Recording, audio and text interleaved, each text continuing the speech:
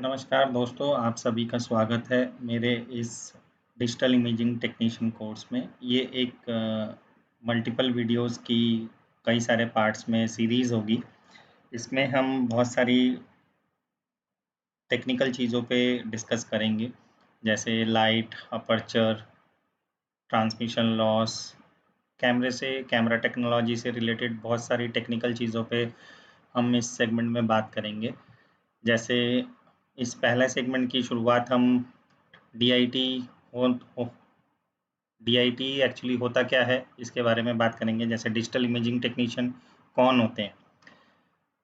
जैसे जो कैमरा चलाते हैं उनको कैमरामैन बोलते हैं। जो कैमरामैन होते हैं उन्हें अलग-अलग कैमरा मॉडल्स के बारे में जानकारी होती है, उसके फीचर्स के बारे में जानकारी होती है, कैमरे को कैसे ऑपरेट करना है, कौन-सा लेंस बढ़िया काम करेगा, कौन-सी कैमरे की सेटिंग ज़्यादा क्वालिटी देगी, या कैमरे से जुड़ी और भी कई सारी चीज़ों की उनको जानकारी होती है कि किस तरीके से बेहतर रिकॉर्डिंग करें। ये एक कैमरामैन का काम होता है। लेकिन जैसे-जैसे कैमराज़ आजकल ज़्यादातर डिजिटल और ज़्यादा कंप्यूटर पर उनकी रिकॉर्डिंग करी हुई फुटेज कंप्यूटर पर प्रोसेस होती है। तो इस वजह से आजकल हमें कंप्यूटर या वीडियो की पोस्ट प्रोडक्शन के बारे में जानकारी होनी चाहिए, डाटा बैकअप के बारे में जानकारी होनी चाहिए, डाटा रिकवरी के बारे में जानकारी होनी चाहिए। कैमरे डिजिटल कैमरे के लगभग ज़्यादातर क्वालिटी बेहतर करने वाले सेटिंग्स के बारे में जानकारी होनी चाहिए। तो डिजिटल इमेजिंग टेक्नीशियन कौन होता है? उनका सबसे पहला काम होता है कि जो वीडियो फुटेज रिकॉर्ड हुई है, उसकी सिक्योरिटी, सेफ्टी यानी बैकअप लेना। दूसरा उनका सबसे बड़ा रोल होता है कि जो फुटेज कैमरे में रिकॉर्ड हो रही है, वो सबसे बेहतर क्वालिटी की हो।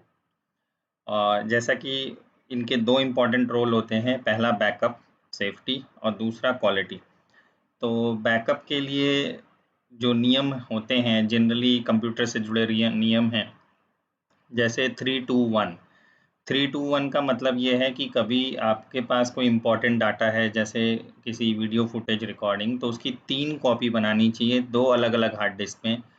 और उन दोनों हार्ड डिस्क में से एक हार्ड डिस्क किसी दूसरे लोकेशन पे होनी चाहिए। मान लीजिए कहीं ऑफ़िस में या कहीं पे आग लगती है या कुछ ऐसा हादसा होता है जहाँ पे आपने दोनों हार्ड डिस्क एक साथ रखी हैं और दोनों हार्ड डिस्क खराब हो गई हैं, तो फिर आपके पास कोई डाटा नहीं रहेगा।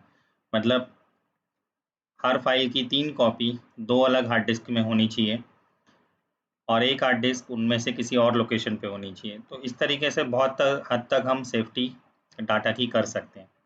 दूसरी चीज़ है क्वालिटी। डिजिटल इमेजिंग टेक्नीशियन को फुटेज की क्वालिटी का बहुत ध्यान रखना पड़ता है। इसके लिए आपको कैमरे की ज़्यादातर सेटिंग्स की नॉलेज होनी चाहिए।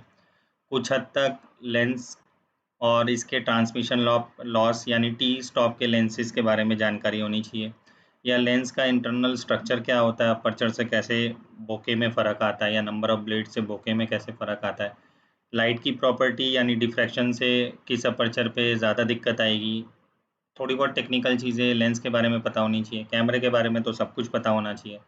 दूसरा कैमरे से रिकॉर्डिंग करने के बाद जो डाटा निकल के आता है उसका बैकअप, उसकी सेफ्टी, उसके कलर करेक्शन के लिए लट्स वगैरह जनरेट करना, प्रीव्यू जनरेट करना कि शूटिंग के दौरान एक्चुअल कंडीशन, लाइट कंडीशन में कलर्स ये थे।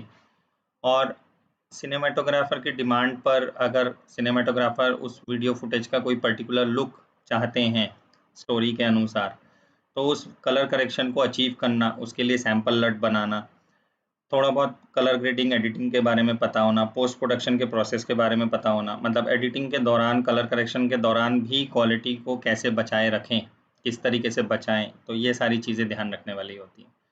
तो सिर्फ़ कैमरामैन कैमरा चलाने की नॉलेज से आज के जो दौर है काम करने का डिजिटल इंटरमीडिएट का, डीआई का, या सारा पोस्ट प्रोडक्शन जैसे आजकल डिजिटल है,